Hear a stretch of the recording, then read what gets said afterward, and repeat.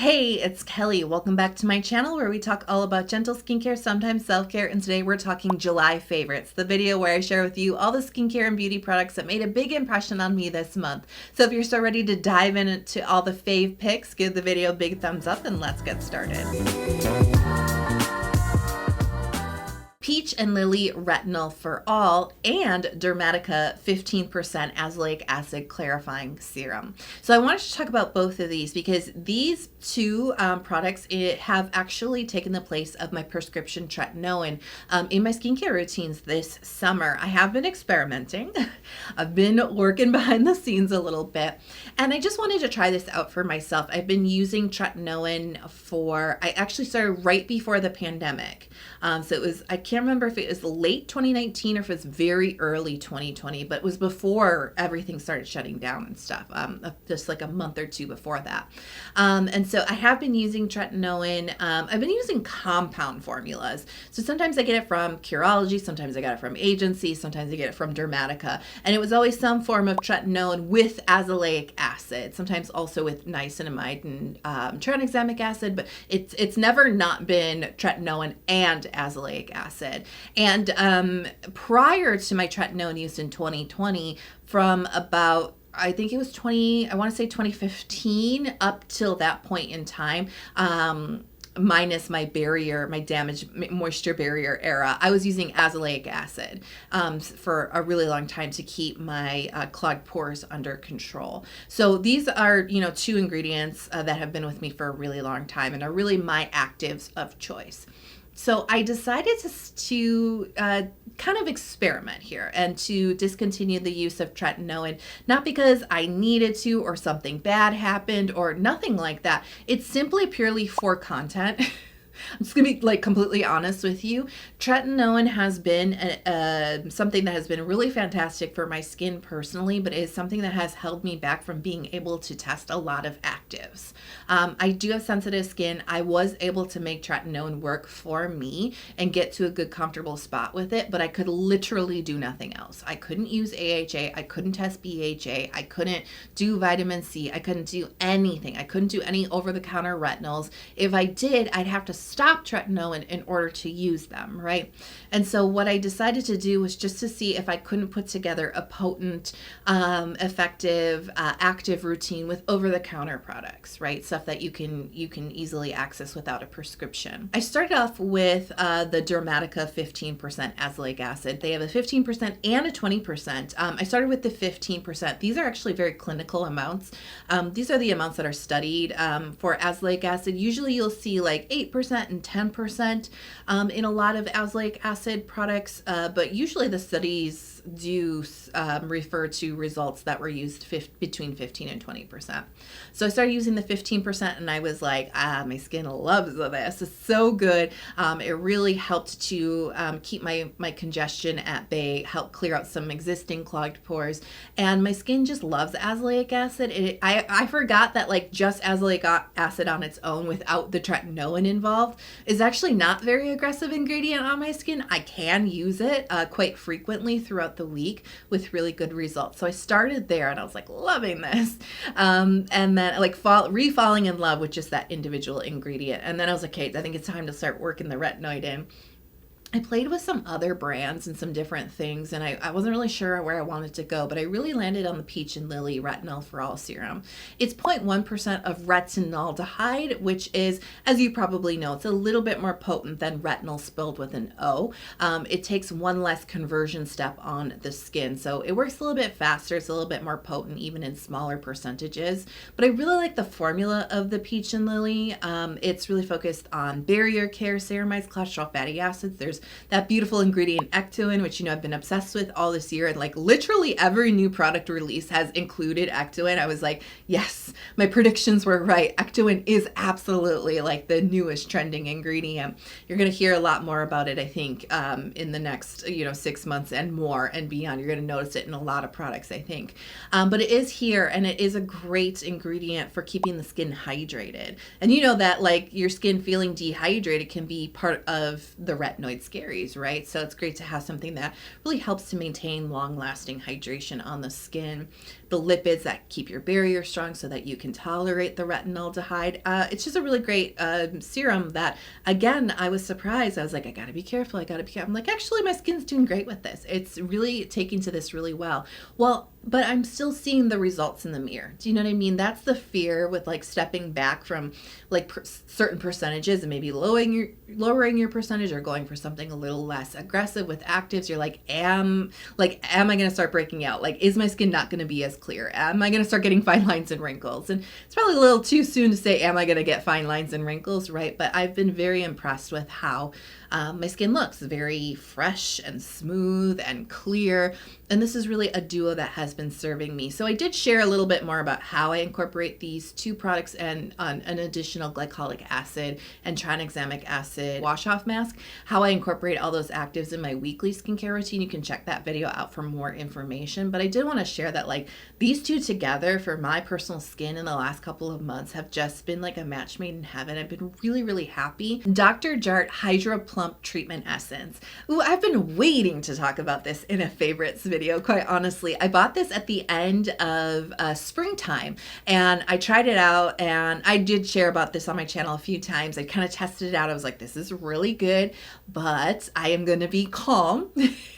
I am going to save this for summer because this is the perfect like texture and quality and benefits for summertime skincare. And I want to just finish the tail end of my spring stuff. And once that stuff's empty and out of the way, I'm going to be responsible. I'm going to empty stuff first. Then I'm going to put this into my skincare routine full time. And so the time did come and I was like, you were absolutely right. This is so juicy, so hydrating. It really brings a nice plumpness, just like the name promises, a nice plumpness to my skin and a really beautiful, long-lasting hydration that doesn't weigh my skin down. It's been so hot this summer. Oh my goodness, like I just can't, you know what I mean? It's been really hot and it's also humid where I live too. And that just makes skincare layering a little bit challenging because not only do you not want the layers to be too thick, you want them to absorb into your skin as fast as possible because humidity in the air does slow that process down, which can sometimes be beneficial, but it can also really slow your skincare routine down. And so this is just the perfect everything. It is not sticky. It doesn't leave like that sticky, tacky feeling at the top like some plumping types of essences or toners can sometimes make your fingers stick to your face. It doesn't have that. It is a really beautiful, elegant texture, dives deep in the skin, bursts into hydration, a little bit of plumpness at the surface, no stickiness, fast absorption. And what really sold me on this when I tried it out when I was browsing around Sephora in the spring was how long lasting that hydration feels on the skin. It performs so beautifully. If you do have some dehydration, this is a really nice essence to add into your routine, not just for summertime, but just for something that works really hard for your skin and lasts a long time. I only use one layer of this and my skin just feels so good. It seems like a pretty simple formulation on the surface, but there are a few ingredients in here that are working to really help your skin retain hydration in the long run. And I think that they deliver. So I wanted to mention it because it has been in all of my morning routines, sometimes my night routines. Sometimes I reserve that slot for something a little bit richer at night, but AM, like I have been rocking this like all summer long and my skin is just like drinking it up and absolutely adoring it. So next I want to talk about the Purito Wonder Releaf Centella Unscented Serum. Now this is another one I did a dedicated review on in June, and I feel kind of like funny for like naming it as a favorite this month because in that review I was a little critical of this product because it is a reformulated, re-released, if you will, product of one of my old-time favorites from Purito, just the Centella Unscented Serum. It has been updated in the packaging. Purito has kind of rebranded themselves a little bit to Purito Seoul. The ingredients have changed, the texture has changed, like the product has changed. And change is hard. you know, it can be hard. I'm definitely somebody that like change can hit me hard. You know, that serum had been a favorite of mine for many, many years. And so I was a little bit more critical of the product because I was comparing it to the older formula than I would be if it was just like I was testing it like brand new. I had no experience. I had no prior knowledge of anything that had come before. If I was just trying the product on its own without a comparison in mind, I would have different opinions. And I was very clear about that in my review. I shared that right then and there, that is kind of where my mind was at as I put the review together, and saying that this product slightly disappointed me because it didn't live up to the old formula. So that's why I said I feel kind of weird talking about it. It's like, it's my favorite skincare now. Because like, don't get me wrong, comparison is one thing. Product on its own is another. And one thing I did tell you in that review was the product works exactly as it's promised, if not maybe even a little bit better. It really does reduce inflammation and redness on the skin. It really was making my skin look a lot less irritated. I was going through some bad breakouts when I was testing that product, and it really did help to take that redness down and that inflammation down. And that's really, you know, when you're breaking out and stuff, it's like the first thing you want to do is get that redness and inflammation down, because like your skin looks so much better, so much more quicker if you can get that under control. And so it really did help with that quite a bit. And I shared that in the review. But the funny thing is, I tested the product, I made the review, and usually for a lot of products, that's the end of it, because there's a difference between testing things, right, and sharing an honest opinion about that experience, and what I like to use day in, day out when I'm not on camera, right? When I'm not thinking about content, I'm just thinking about like, how do I take care of my skin right now in the moment? I can't stop using the serum. Like I literally can't. And I actually tried to stop. I tried to switch in other things and it just wasn't quite working. And that is for a couple of reasons. You know, other stuff wanted me to use, you know what I mean? Like, it's like how everything fits together, right? And this just fits. It's just so easy to use. The texture, while not as hydrating and as plumping as the older formula, as I said, it just works. Like, I don't have to think about it. Like, I don't have to think about it if I want to use a creamy toner with this. It's not going to like ruin anything or make things feel funny or sticky, especially like I said, in the humidity and the high summertime. The texture is just good. It absorbs really fast. The Centella content in here, they have upped the Centella in here, and I think that it actually shows in the results. It really does reduce redness. It really does help in a gentle way to kind of encourage healing of inflamed pimples. And it's just a really nice morning time routine, like serum. Do you know what I'm saying? Like, I just keep using it over and over a lot, especially in the morning. It's just easy. I don't have to think about it. And sometimes easy, you know what I mean, is half the battle. But the results are really nice on this one too. And it's just a really big serum bottle. I was like, I've been using this so much. I'm like, you know, I'm not even halfway through it yet because it's 60 milliliter, which is a pretty big size. Quick shout out to Naked Sunday's Cabana Glow Blush and their lip oil. These are both makeup products that contain meaningful amounts of sunscreen in them. And I've been kind of obsessed with these sunscreen makeup products. Not makeup with sunscreen. These are like sunscreen first and foremost products that have makeup-like benefits. As I shared in June, I've been rocking the e.l.f. Whoa Glow sunscreen primer as like my bare face sort of look. It's so hot this summer. I just cannot stand like to wear like actual, like I am today. I'm wearing full foundation, but like I kind of just am gonna go wash it off immediately when I turn off the camera. It's just too hot for every day, you know what I'm saying? So I've been really like rocking like elevated bare skin, and these sunscreen products really help me achieve that. Instead of wearing like heavy foundation, I'm using like a sunscreen primer, the one from e.l.f. that has some illuminating skin benefits to it with some SPF in it, some extra layer of protection, but it just gives like that smooth and very glowy look to my skin. Then I've been using the Naked Sundays Cabana blush on top of that. It's such a beautiful color because it is like a like a dusty rose, kind of a blush color. It's not like a cool tone pink. It's very, yeah, like a muted rose. But there's some beautiful golden, like a bronzy undertone to it that really catches the light. It's almost like a golden highlighter, like mixed into your blush. I think that it actually is pretty universal. I think it'll look good on a lot of different skin tones because it doesn't pull too cool or too warm one way or the other. It's quite neutral, but that golden really bounces and catches the light, makes your cheekbones look super sharp. And it also contributes to an incredible glow to the skin. And so I've been using, yeah, that e.l.f.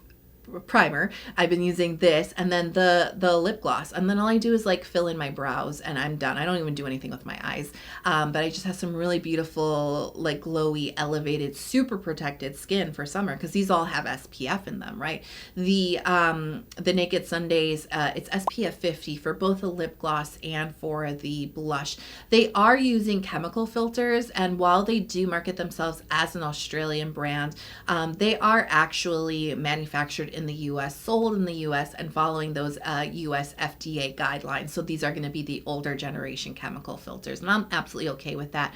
To be clear, I'm using these sunscreen makeup products, right, on top of my just standard sunscreen because I'm a little bit sunscreen obsessed. I'm a little extra careful.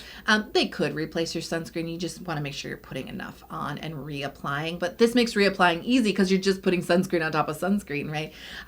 It's just awesome. I really love this emerging category of product. I think that I'm like thinking to myself, I'm like, this might be kind of the next wave of like how we treat makeup and stuff. Is like, we know that sunscreen is so important. We know that the sun is becoming even more intense and even more damaging, right, as it is getting hotter, that we are just going to start building very meaningful amounts of sunscreen into products like our makeup and things like that. I think it's just going to be a natural next step for a lot of us, sunscreen or UPF, right, in our clothing, in our makeup, and just making it a really easy part of our everyday routines. So for this month's self-care corner, I wanted to talk about something that popped into my mind during a mindful moment that I took for myself this month. As I mentioned in past self-care corners, I take a mindful moment, which is my version of meditation. So during that time for me this month, a thought came into my head that I cannot stop thinking about.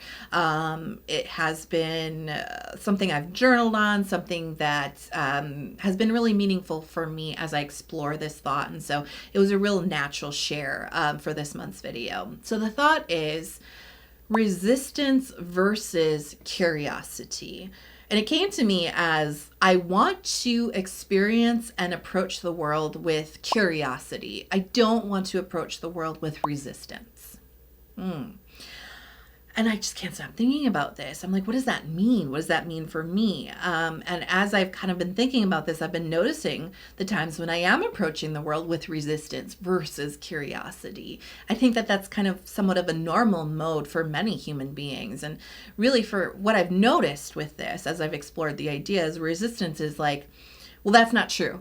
Well, that's not what I learned. Well, I don't believe that. That's not my experience. That's not how it happened for me. That's all resistance, right? Oftentimes when we are going through the world and we are met with an opposing view, or a different experience, or something we didn't learn before or know before, we approach it often with resistance instead of with curiosity. Instead of saying, tell me more, it's like, well, no, that's not how it happened, or that's not my experience. Instead of like, oh, please share more. What do you mean by that? That's curiosity, right? That's approaching the world with curiosity. It doesn't mean that we're wishy-washy and that when we are met with a different point of view, we're just like, oh, you must be right. I guess I believe you. I'm going to go and believe that now. It's not about giving up your beliefs or anything like that, but it's just about being more curious about why, learning more, why that's true for that person. It's not a challenge or a threat to your personal beliefs or to your to your experiences. You know, I do find this even in skincare. Sometimes I will come across this quite a bit, this type of mindset where, you know, we always say like your mileage may vary, like what works for me may not work for you. This is just my experience. You know, sometimes when you say this product is awesome, it works super well for me, there will be somebody be like, well, you're wrong because it doesn't work and blah, blah, blah. It's a bad product. And it's like, that's resistance. My experience and your experience, my positive experience, your negative experience, they can both be true at the same time, because it is an experience. And so I think that like there's just so much to this, right? But it's really been interesting throughout the month that as I've been thinking about this, I'm like, you approach that with resistance. I wonder if you could have approached that with curiosity. I notice it more now, and it's really kind of opening up my mind, and I think it's opening up my world and my connections and community and everything, and just the way that I think about things, in only positive ways, right? I think a little less resistance in life is probably a good thing, right? So I wanted to share that because I'm just exploring this so much, and it's really given back to me a lot. I think to explore the world with curiosity and maybe even a little bit of playfulness, right, is nothing but a good thing. So now it's your turn to share with me all of your favorite products from July, and if you learned any lessons this month, I would love to hear them all in the comments below. If you love the video, you stayed through the end, but you haven't hit subscribe yet, please, it's very rare to reach the end of a YouTube video, please hit subscribe, come join our community so you can see some more skincare videos just like this one. Thank you so much for being here with me today, and thank you so much for being you. Thank you so much for being here, and thank you so much for supporting my channel. I literally cannot do this without you and without your support. I am eternally grateful. I really do hope that you are healthy, happy, and safe, and I'll talk to you in the next video. Bye.